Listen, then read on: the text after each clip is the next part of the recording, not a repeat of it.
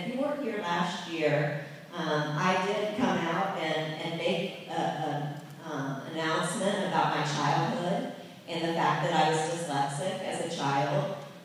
But the reason I'm telling you that because the steps of my story and my childhood led me to the motivation and desire to start the school.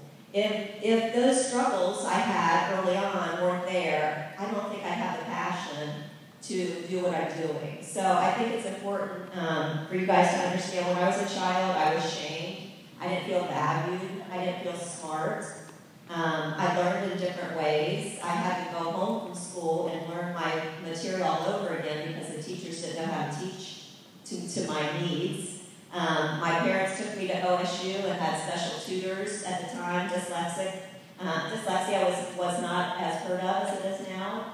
But so I spent about 9 hours in a classroom during the day where my needs weren't being met, and I was feeling shameful, and I was embarrassed, and I didn't want anybody to know, and I had to go home and relearn everything.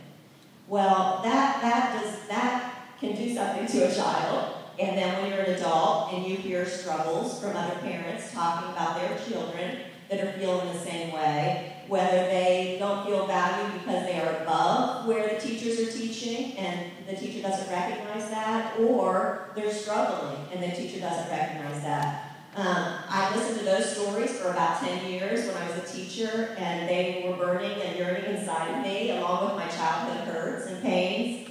And then I went on to have my own children and put them in school, and again, this feeling that something's not right. I was fortunate that my 2 older daughters were in school and they did not have learning challenges like I did. Learning came easily to them, maybe because of my husband's genetics, but anyway, they were a little above average, but the schools there weren't meeting their needs. So they would spend a lot of time in the classroom hearing information that they already know. And I believe that no child's time should be wasted. So even an hour in a day is an hour that child could be learning something new. So that was breaking my heart.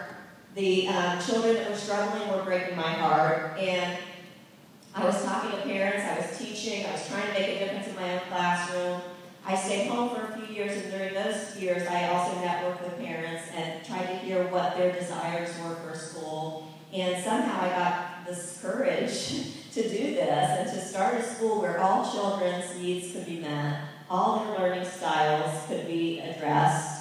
They would feel valued and loved no matter what their strengths are, no matter what their weaknesses are. So that's where the mission comes from. The reason I picked an independent school versus going back to the public school was one reason I felt like I could make a bigger difference than just teaching where I was in Centerville with 25 children in my class year after year. Maybe I would knock away at some of the children that were out there, but I thought starting my own school and having more children would be more beneficial. But I thought it was very important to have independent school status. Because if you read anything in the news about our nation and our education system, it has some real problems. Having an independent school allows us to teach using best teaching practices and not necessarily worry about government bureaucracy. So even though I was a public school teacher by trade, and I went trade in those years and all that I learned, I felt that if we were under that umbrella, we might have to adhere to some things that weren't always in the kids' best interest. So that's why I picked the independent school status. We are really a non-public chartered school under the Department of Education's eyes. They tell us we have to adhere to standards for each grade level, but how we get to that point is up to us. The main reason they don't care how we get there is because they know that you, as stakeholders, won't come if we don't do what we're supposed to do. And they don't care as much because they're not giving us money. So when you're under their umbrella and you're getting their funding, they're going to tell you exactly how to do what we need to do. But since we don't get their funding, they do let us have some freedom to teach the way we want as long as we're meeting those standards for each grade level. The other thing I wanted to mention is that we are a nonprofit organization so that we could be able to get grants and have fundraising opportunities to make some more money for things that our tuition didn't cover. So that's why I did the nonprofit status for our school. We are always looking for grants to help our school, but our children are not in the needy population, but I believe kids can be needy for education. But I believe also our kids will become the leaders out there helping other people. But that's all for another topic later. The other thing that I think is important for you to know, if you are ever hearing things in the news about teachers' unions and what that does to a school system, we do not have a teachers' union here. The teachers have to follow my rules and do what I want them to do and teach the way that I want them to teach according to the philosophy of the school. And if they can't do that, they won't get to stay. I'm sorry, it doesn't apply to any of you guys here. But what I'm saying is, I was in schools for a long time. There were teachers that were there for years that were not good quality teachers, but they had tenure. And they were shuffled around from school to school because the districts could not get rid of them. So I'm not making a threat. I was just really kidding. I'm just being very serious, so it's hard for me to be joking at the same time. But I'm just telling you that we are an independent school, and when teachers aren't able to keep up with what we're doing, they won't be staying. And if they do keep up with what we're doing, I'm trying to treat them well and incentivize them in ways that the public school system would not do that. So hopefully our teachers feel that way. They don't feel that their jobs are in danger, but they feel valued and appreciated. But I wanted to explain that our difference being an independent school. The other thing that makes us different is that we're a multi-age setting. We have some grade levels together, if you haven't noticed. We believe in this 21st century idea that all children learn in different ways at different times. So we know a 6th grader can keep up in math perhaps with an 8th grader, and that is fine with us. We know some kids have weaknesses, progress at different times. So we can put kids in the same multi-age together because we're going to still work at their own individual level. Even though our class sizes are small at 16, a math group or a language arts group might be 4 or 5 children, and they might be made up of 6th, 7th, and 8th graders. And that's what we believe works best, to be able to teach different small groups within the same setting.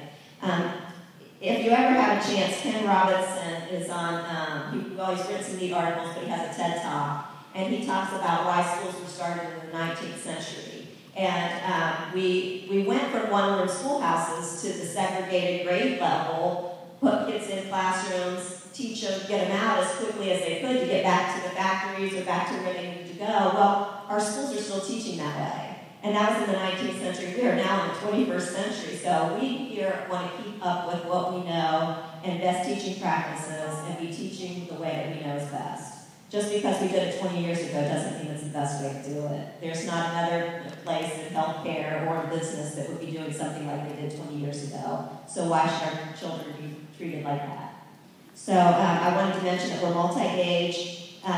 Ken Robinson talks about that 19th century methodology and how creativity is stopped from children when they're just plugged into this little classroom of 25 kids, everybody doing the same thing at the same time, and then they leave. They do lose a lot of creativity, and we definitely value that here. Our environment looks different with the class sizes being small, but also within the small class to be in small groups and to not be doing lecture style all the time. Our kids get to get out of their desks quite often. We know that children learn more when they're moving around. So to sit in a desk for hours during the day is not as beneficial to children. But in another traditional classroom, they are sitting for a long time. But not in our classrooms. The other thing we do is assessments that are ongoing. Assessments can be done in different ways. It can be through presentations and projects, not just a test or a quiz. We believe in multiple intelligence. We believe in Gardner's theory that we all learn in different ways and we have different strengths. And if we teach children through their strength, if they're a naturalist and they learn through nature, we can give them books about bugs and trees and they're going to learn more and they're going to enjoy reading. So we do look at multiple intelligence, and then multisensory, that we will be hands-on is another way for that. We'll be doing things in different ways. We'll be taking field trips and learning through experiences so that all of our senses are stimulated. We also use multimedia technology to keep up with 21st century learning, and projects and presentations are very important to us. So with that being said, that's a little bit of our mission, a little bit of what's different. The other thing that's different about our school, and I know because I have been in education for a long time, since I was 5, when I was in school, but then I taught for years too, but I've seen teachers through my lens in different schools over the years. A few years I was in special education, so I floated around to different schools, so I worked with different staff. So I'm trying to explain that I have really seen lots of teachers. And I can tell you that we have the best staff here that you could ever imagine. And I think the reason is they have all bought into this mission and they believe in it. So they're mission-oriented teachers. I'd like to introduce the staff to you now. They are going to tell you who they are, what they teach. So if you only have a kindergartner right now, you'll be able to see the whole gamut all the way up through 8th grade. The other thing a lot of independent schools do that I haven't done is they add up all their resources of teachers and divide it by the number of students and tell you what the ratio is. We have a lot of support staff here too, and I think if I did that, we probably have like an 8-to-1 ratio for your children because we have so many staff on hand. They come in and out of classrooms. But I'm going to let them introduce themselves, and then they're going to take off and get ready for your children tomorrow. But you're going to be able to meet with them on September 17th at a curriculum night. We decided to do that a little bit differently this year. We're going to give them a few weeks to get their classroom set, their routine established, work out all the kinks if there are any, and then get together with you as parents and tell you exactly what's going on in the rooms. Hopefully, you'll still hear from them through your blog.